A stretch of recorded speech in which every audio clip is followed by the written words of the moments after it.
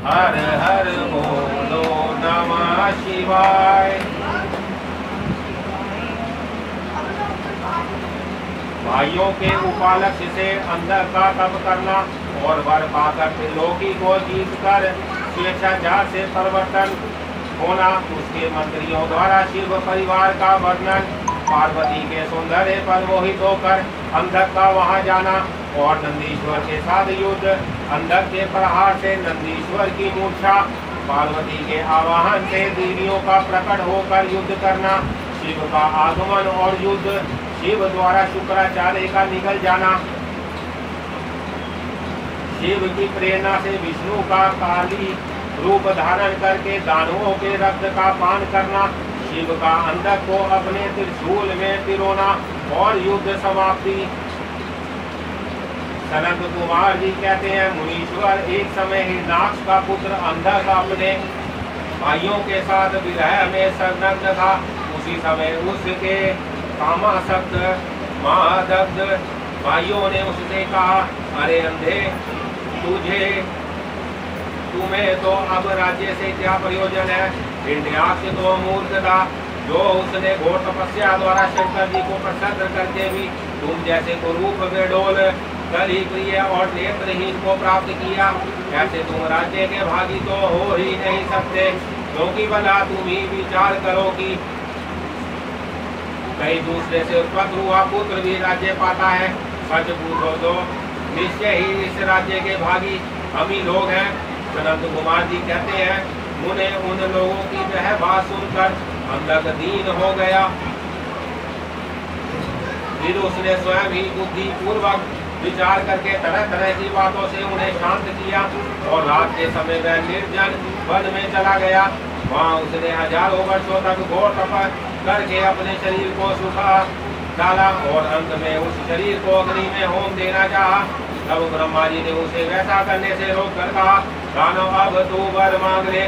सारे संसार में जिस दुर्लभ वस्तु को प्राप्त करने की तेरी अभिलाषा हो, उसे तू मुझसे ले।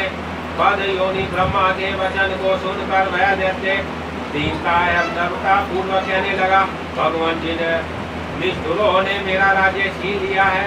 वह सब दैत्य आदि मेरे बराते हो जाएं, मुझे अंधे को दिव्य चक्षु प्राप्त हो जाएं, इंद्र आदि देवता मुझे कर दिया करें और देवता दैत्य गंधर्व यक्ष नाग मनुष्य दैत्यों के शत्रु नारायण सर्वमय शंकर तथा अन्याय किसी भी प्राणियों से मेरी मृत्यु ना हो।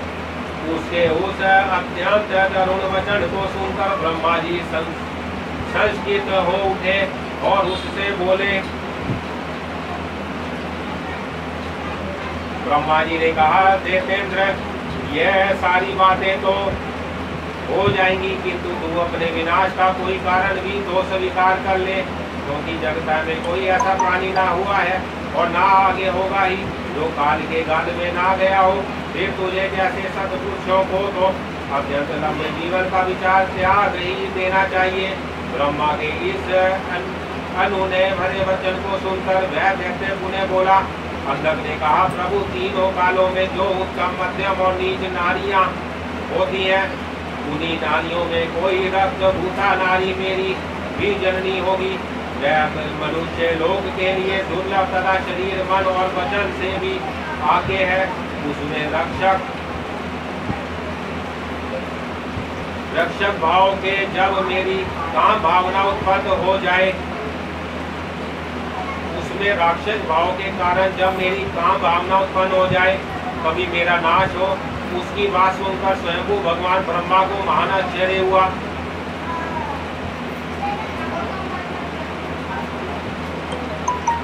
वह शंकर जी के चरण कमलों का स्मरण करने लगे। तब शंभू की आज्ञा पाकर वह अंदर से बोले। समझे उसने क्या मांगा? वह मनुष्य लोक के लिए दुर्लभ शरीर तथा मन और वचन से भी आगे है।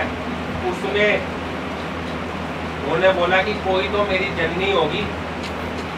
अगर उसके अंदर राक्षस भाव के कारण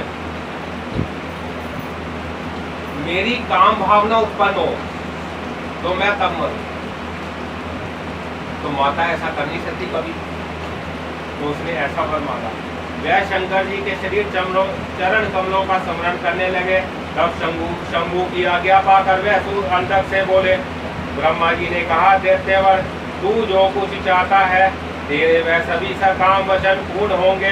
दैत्येंद्र, अब तू हट, अपना अभिष्ट प्राप्त कर और सदा वीरों के साथ युद्ध करता रहा। मुनीश हिरण्याक्ष पुत्र अंधक के शरीर में नसें और हड्डियां ही शेष रह गई थी।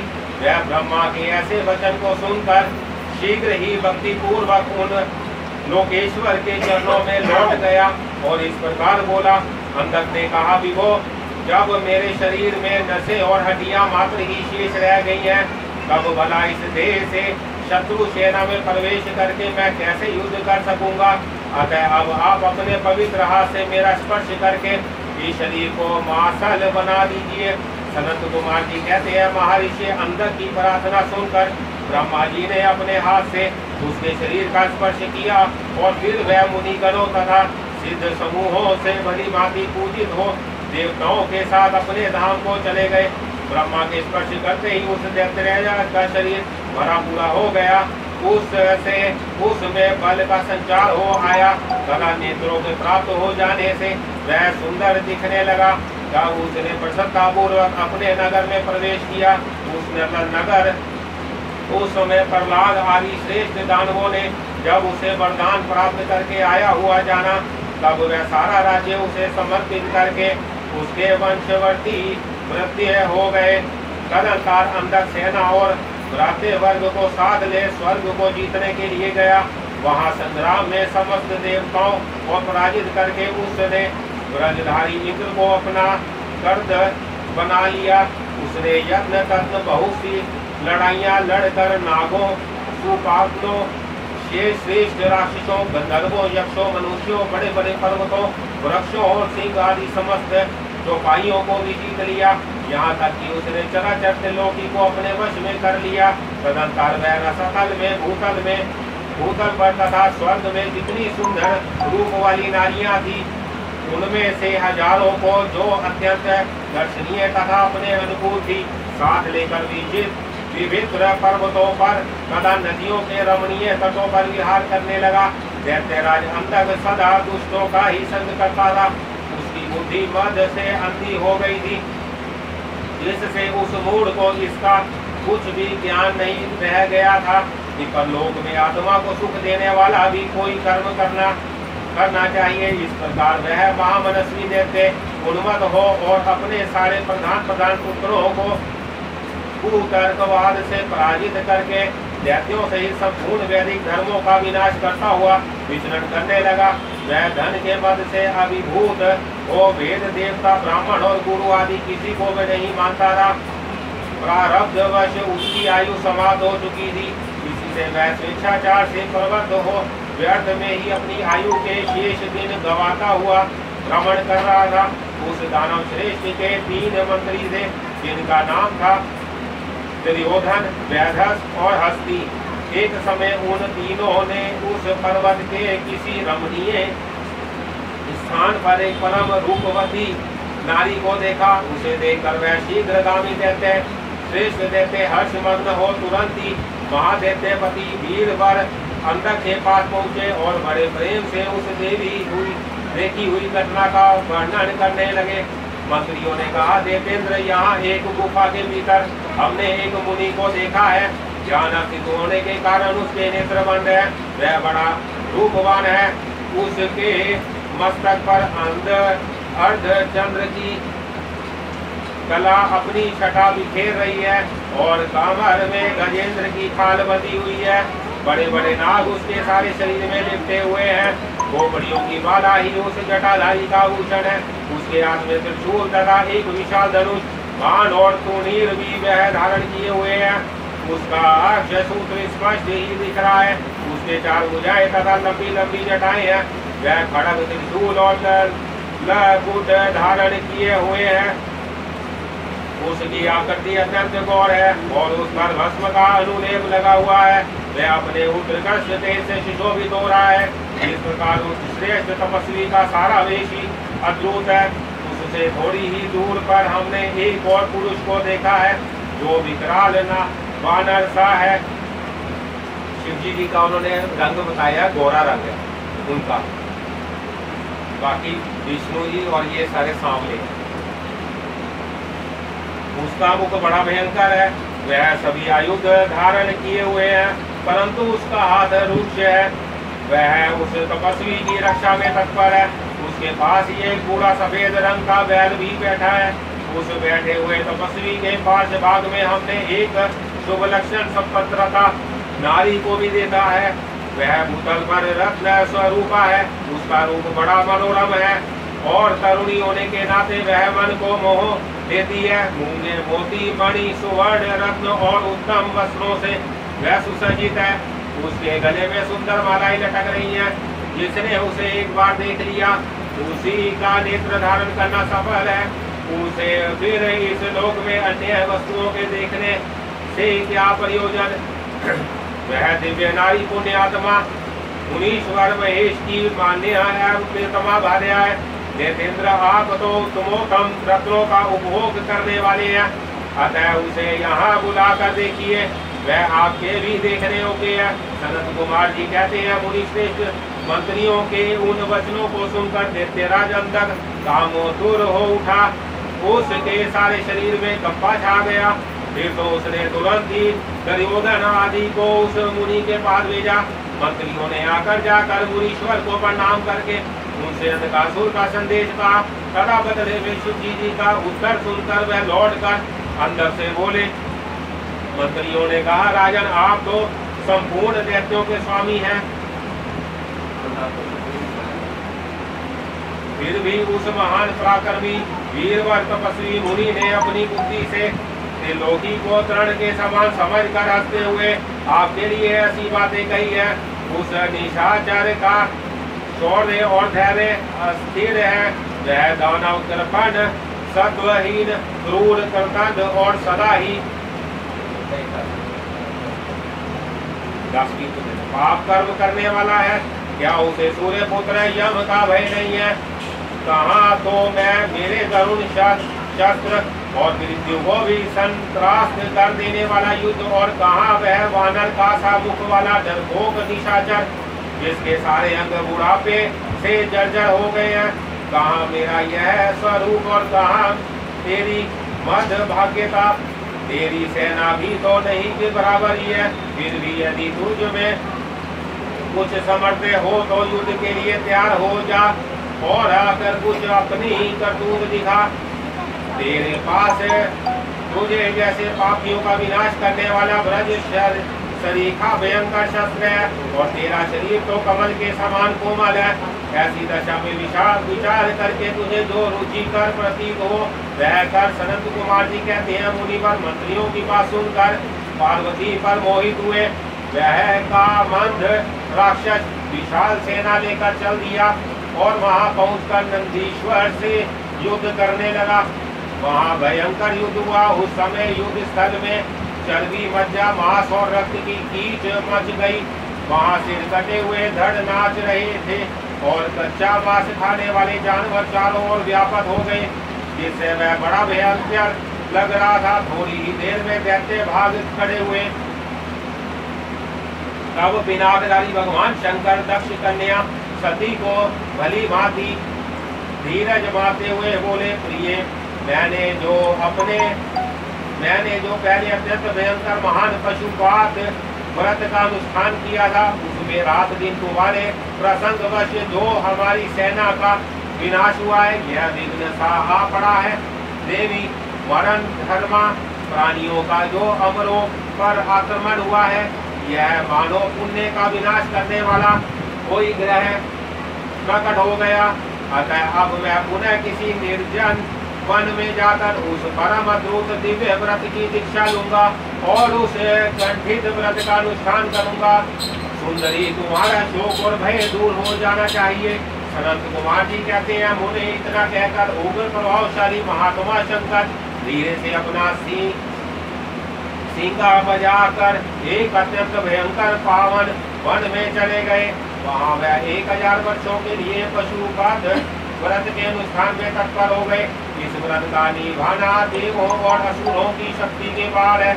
इधर शेरपुर में संपत्ति पतिव्रता देवी पार्वती मंदराचल पर ही रहकर शिव जी के आगमन की प्रतीक्षा करती रहती थी।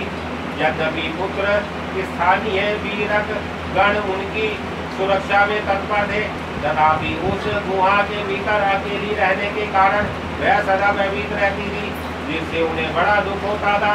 इसी बीच वरदान के प्रभाव से उन्मत्त हुआ वह दैत्य अंधक, जिसका धैर्य कामदेव के बाणों से छिद्र विद्र हो गया था, अपने मुख्य योद्धाओं को साथ ले पुनः उस गुफा पर चढ़ाया। वहां सैनिक सहित उसने वीरक गण के साथ अत्यंत अद्भुत युद्ध किया। उस समय सभी वीरों ने अत्र जल और नींद का परित्याग कर दिया। उस प्रकार वह युद्ध लगातार 500 वर्ष दिन रात चलता रहा। अंत में दैत्यों की भुजाओं से छूटे हुए आयुधों के प्रहार से नंदीश्वर का शरीर घायल हो गया, जिससे वह गुहा द्वार पर ही गिर पड़े और मूर्छित हो गए। उनके गिरने से गुहा का सारा दरवाजा ही ढक गया, उससे उसका खोला जाना संभव था। एक दैत्यों ने 2 घड़ी में सारे वीरक गण को अपने अस्त्र समूहों से आच्छादित कर दिया। जब पार्वती ने भगवान विष्णु और ब्रह्मा जी का स्मरण किया, स्मरण करते ही ब्राह्मी नारायणी इंद्री वेशानरी याम्या नेत्रती वरुणी वायवी कोबेरी यक्षेश्वरी गरुड़ी आदि देवियों के रूप में समस्त देवता यक्ष सिद्ध गुहा आदि शस्त्रों से सुसज्जित होकर अपने वाहनों पर सवार हो पार्वती के पास आ पहुँचे और राक्षसों के साथ भिड़ गए। कुछ समय बाद भगवान शिव भी आ गए। फिर तो घोर युद्ध हुआ। तदंतर शुक्राचार्य की संजीवनी वीरा के द्वारा दैत्यों को जीवित करते देखकर भूतनाथ शिव जी उनको निकल गए। इससे दैत्य ढीले पड़ गए। शुक्राचार्य को ही उन्होंने निकल लिया, वो बार बार जीवित कर रहा था। व्यास जी अंधक महान पराक्रमी वीर और त्रिपुर हंता शिव के महान बुद्धिमान था। सैकड़ों वरदान मिलने के कारण वह उन्माद के वशीभूत हो रहा था, तथापि बहुसंख्यक शास्त्रों की चोट से उसका शरीर जर्जर हो गया था। फिर भी शिव जी पर विजय पाने के लिए उसने दूसरी माया रची। जब प्रलयकाली नगरी के समान शरीर धारण करने वाले भूतनाथ त्रिपुरारी शंकर ने अपने त्रिशूल से उसे बुरी तरह छेड़ डाला, तब भूतल पर गिरे हुए उसने रक्त कणों से यूथ अंधक प्रकट हो गए। खून से सारी रणभूमि व्यापक हो गई। यह विकृत मुख वाले भयंकर राक्षस अंधक के सदृश ही पराक्रमी थे। इस प्रकार जब पशुपति द्वारा मारे गए सैनिकों के गांवों से निकले हुए अत्यंत गरम रक्त बिंदुओं से दूसरे सैनिक उत्पन्न होने लगे, तब बहुत सी भुजारूपी लताओं द्वारा आक्रांत होने के कारण कुपित हुए बुद्धिमान भगवान विष्णु ने प्रथम नाद शिव को बुलाकर योग बल से एक ऐसा अजय स्त्री रूप धारण किया, जिसका मुख विकृत था और रूप उग्र विकराल और काला मात्र था। वह स्त्री रूप शंभु के कान से निकला था। जब उन देवी ने रणभूमि में उपस्थित हो अपने युगल चरणों से पृथ्वी को अलंकृत किया, तब सभी देवता उनकी स्तुति करने लगे। तत्पश्चात भगवान के उनकी बुद्धि को प्रेरित किया।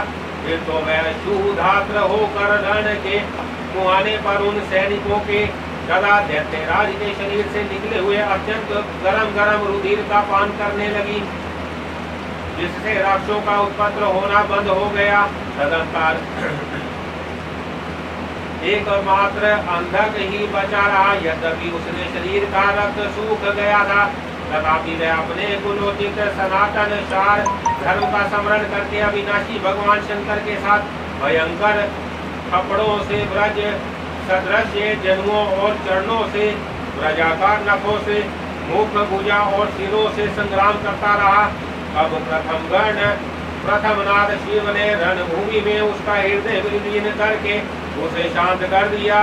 फिर त्रिशूल भोग कर उसे स्थानों के समान ऊपर को उठा लिया। उसका जर्जर शरीर नीचे को लटक रहा था। सूर्य की किरणों ने उसे सुखा दिया। पवन के झोंकों से युक्त मेघों ने मूसलाधार जल बरसा कर उसे गीला कर दिया। हिमखंड के समान शीतल चंद्रमा की किरणों ने उसे विदीर्ण कर दिया। फिर भी उस दैत्यराज ने अपने प्राणों का परित्याग नहीं किया। उसने विशेष रूप से शिव जी का सत्वन किया। तब करुणा के आगाध सागर शंभु प्रसन्न हो गए और उन्होंने उसे प्रेम पूर्वक गणाध्यक्ष का पद प्राप्त कर दिया। तत्पश्चात युद्ध के समाप्त हो जाने पर लोकपालों ने एक नाना प्रकार के सारग धृत स्तोत्रों द्वारा विधि पूर्वक शिव जी की अर्चना की और अर्चित हुए ब्रह्मा विष्णु आदि देवों ने गर्दन झुकाकर मोहतम युक्तियों द्वारा उनका सत्वन किया। फिर जय जयकार करते हुए वह आनंद मनाने लगे। तदर्थात शिव जी उन सबको साथ लेकर आनंद पूर्वक गिरिजा की गुफा को लौट आए। वहाँ उन्होंने अपने ही अंशभूत पूजनीय देवताओं को नाना प्रकार की भेंट समर्पित करके उन्हें विदा किया और स्वयं परमोदित हुए गिरिराज कुमारी के साथ उत्तम लीलाएं करने लगे।